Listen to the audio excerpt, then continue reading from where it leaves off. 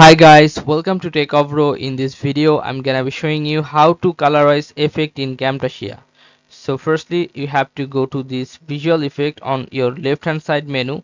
If you can't find the visual effect here, you have to go more option, then you must find it here.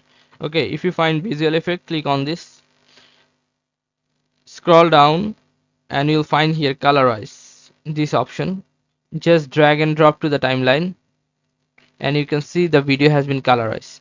Now if you want to change the color, you can see on right hand side color option, click on this drop down menu and you can make any color you want.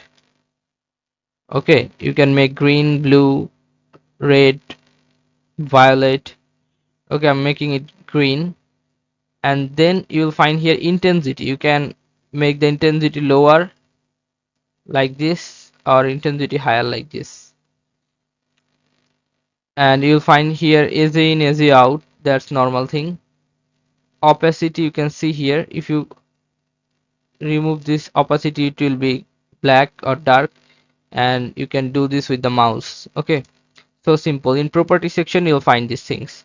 So guys, this is how you can colorize in Camtasia. So guys, if you find this video helpful, then please give a thumbs up and don't forget to subscribe the channel.